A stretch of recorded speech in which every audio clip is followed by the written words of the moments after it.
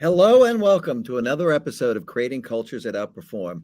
I'm Frank Warner. I'm the founder and CEO of PeopleProductive. I'm here with my amazing co-host, Terry Mays.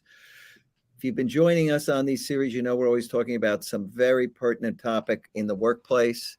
We've been covering a set of experiments so we can share knowledge about behavioral psychology and other things that apply in the workplace, especially if you want to create a culture that outperforms. So today, we're going to be talking about self-limiting beliefs and how important it is to overcome self-limiting beliefs in the workplace. You find self-limiting beliefs in individuals, you find self-limiting beliefs in teams, you find them in organizations, and you find them in leaders. Leadership self-limiting beliefs. And it is super important to overcome these. So, in the psychology circles, they talk about self-handicapping. So we'll start with a very short snippet on self-handicapping, and then we'll get right into it. So, Tara, anything you want to say to tee this up before we get into it? Yeah, I think this one is a good topic and something that you really do have to be pretty self-aware to realize that it's happening because it's such a natural thing to do. If you're, most arrogant and proud people don't struggle with this problem often, but it's usually those of us that are a little bit more well-rounded and, not so arrogant that can at times, feel like maybe I'm not as qualified and start to limit myself on what I can do and what I can't do.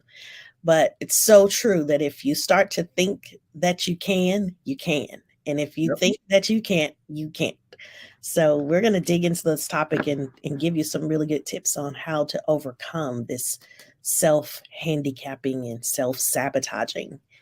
Yeah. And we're going to start with a video that's really about an individual, individual perspective. You as a person, self-handicapping, people do it all the time. This guy, John Ashraf's a good guy. Let's listen to what he has to say. And I'll share this screen quickly. We'll take a look at this video. So John tees us up, and then we'll get into what happens in companies. Self-handicapping. Self-handicapping is when you say to yourself, because of my lack of knowledge or lack of skills or lack of motivation or lack of purpose or lack of money, or where I was born, or how old I am, or how young I am, or how inexperienced I am, or from this part of the world that I come in. When you use those reasons as to why you aren't or haven't yet achieved the level of success that you want to achieve, you're self-handicapping yourself. You're using your story, your circumstance, a belief, an idea, a thought, a paradigm to handicap yourself. And that is going to limit your ability to succeed. Okay, so now this applies to organizations and individuals. So as a leader, you've got to be on the lookout for this. There are companies, you go join a company, you're a leader, try to find out what their self-limiting beliefs are because they exist. You have organizations that have suffered through maybe a series of failures.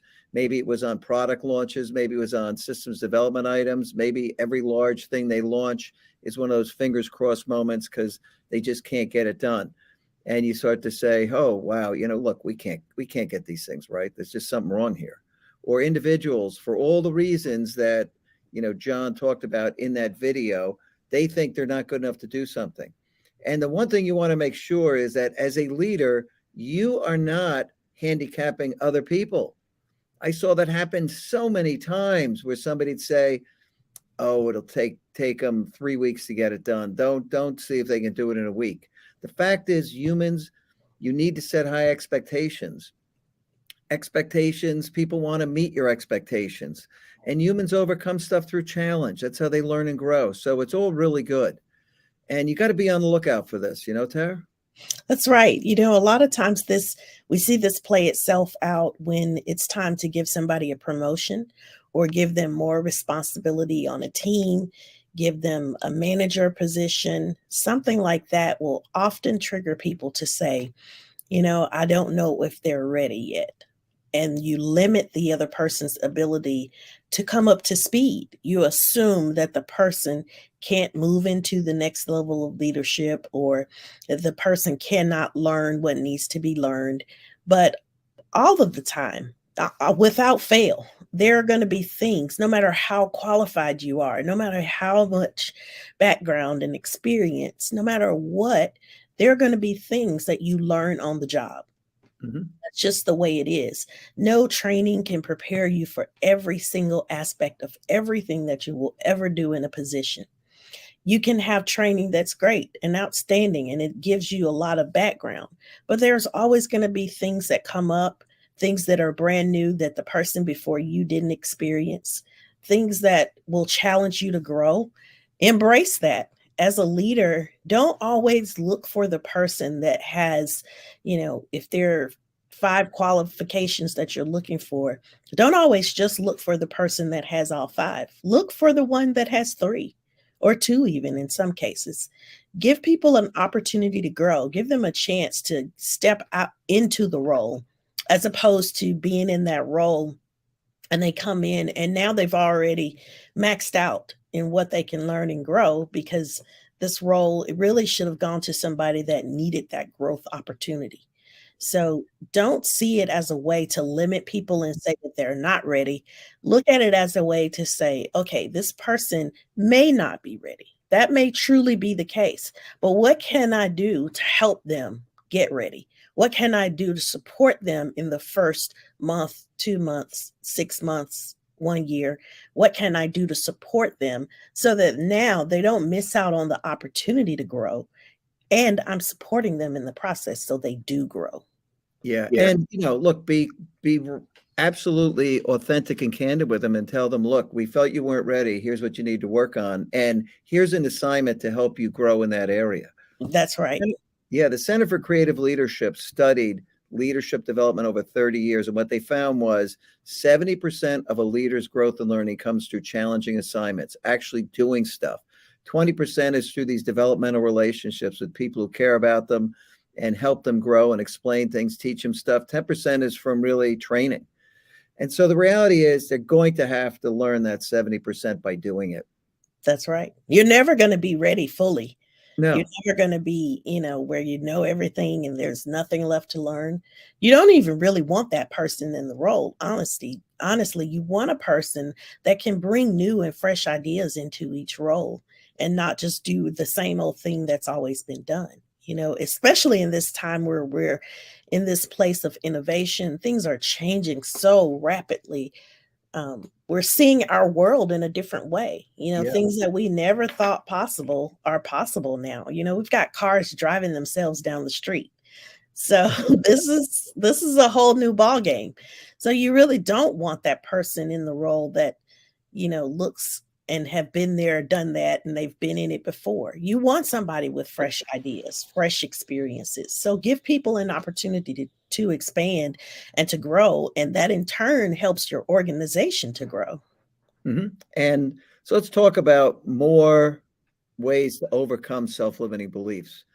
The way to overcome it as an individual or as a team or as a leader dealing with people in an organization that are holding themselves back is to ask the question, okay, so look, we don't have all the resources we need. We don't have all the experience we need.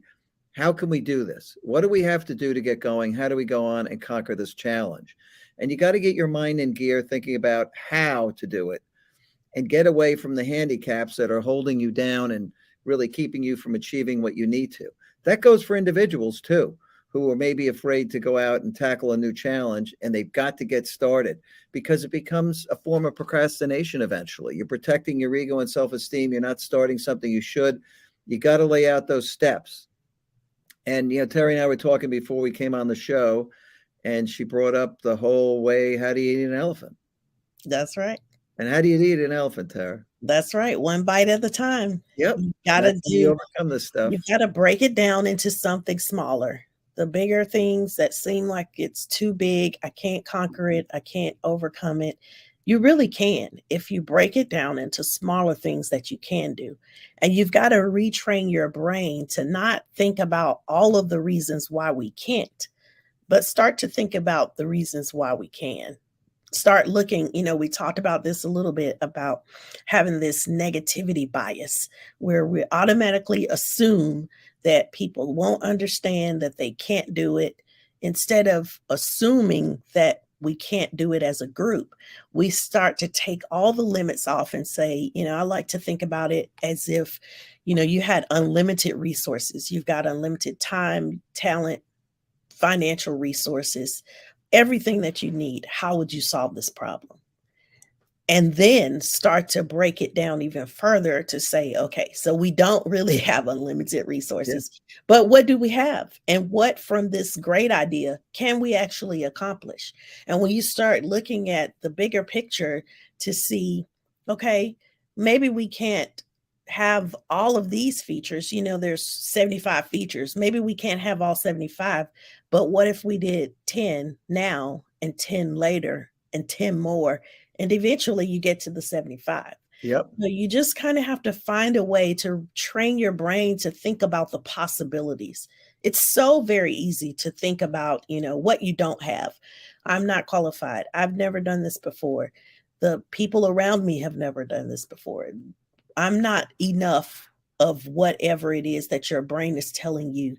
It's really a fear-based mechanism where your body is responding, your brain is responding to that fear of the unknown to say that's dangerous, don't do it. That's just the way we're wired. Oh yeah, don't But fail. You're going to fail, you're so going to fail. let's set this up. And so- that way, self-handicapping says, if I go out and say, look, if we do this, we're going to fail, and I don't put myself fully in it, when it fails, you've got the I told you so. And Right. that's that self-esteem protection mechanism. Humans use it all the time.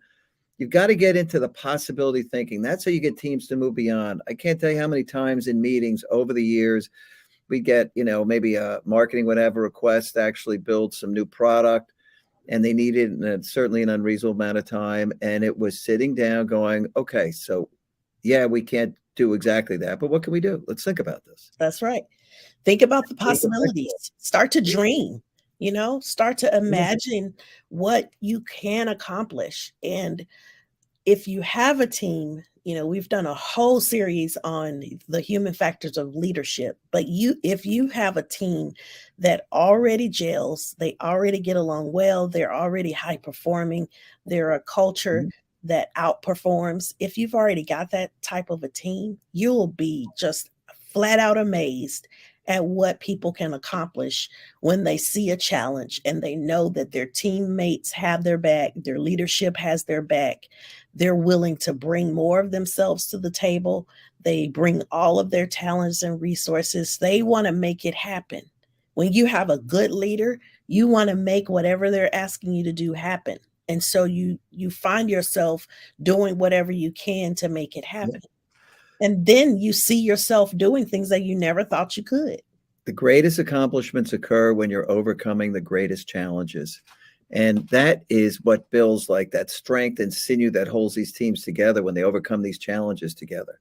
And so the possibility thinking, stepping forward and getting the group to see there are ways to overcome a challenge, or getting an individual, if you have people who work for you and you see that they're putting these self-limiting, self-handicapping beliefs out, you got to get into the possibility thinking with them. You got to get them to move beyond the doubt to actually moving forward, starting to do stuff. This is what really matters. And you can do it. You can lead your organization to much greater things if you deal with these self-limiting beliefs. Every organization has them, many teams have them, and many individuals have them. Certainly people who haven't overcome challenges are more likely to have them. People who've overcome a lot of challenges are ready to jump into battle. No problem. We'll figure it out. Let's get to it. And that's a big difference. You could spot it right away. Yeah. Yeah. My husband laughs at me all the time because I am a problem solver. That's just the way I'm wired. I cannot stop. I can't stop fooling and tinkering and thinking about it until I have a solution. And so I'll be working on something that he would have long ago given up on. That's just not his strong suit. And so he will say, I can't believe you're still looking at that, or you're still trying to figure that out. but it just invigorates me. I don't know. I'm one of Yeah. those people that likes to solve problems. He keeps me balanced for sure Yeah. because I can be more serious, but he's the life of the party. So he keeps me where I'm not so serious all the time. So he definitely has his strong suits, but you know, you get focused on a problem and I'm just like a dog with a bone. I'm not going to let it go until I figure out how this works and how it can be better. You know, I've, No I don't question. know if you've seen those. It's like a coffee mug on Amazon or a t-shirt or something like that. And it's like the easiest way to get an engineer engaged is to say, there's got to be an easier way. There's got to be a better way. And that's like triggering for Yeah. somebody who's wired that way to just think about it and say, how can we do this better? And so many inventions have come from that. So many things that we Oh, use it's every day amazing. have Yeah, come from challenge. just everyday problems that somebody looked at it and said, we can do this a different way. That's right. And most innovation is incremental. It's like that. We can do this a better way. Incremental innovation. You don't have to invent the next airplane. Most things aren't invented that way. In fact, they're incremental. So look, you can take your team, your organization, your company to new levels. You've got to overcome these self-limiting beliefs. You've got to create challenges. People have to overcome them. You've got to get that possibility thinking going in response to any of these self-limiting beliefs and self-handicapping situations that you find team members or teams or departments in.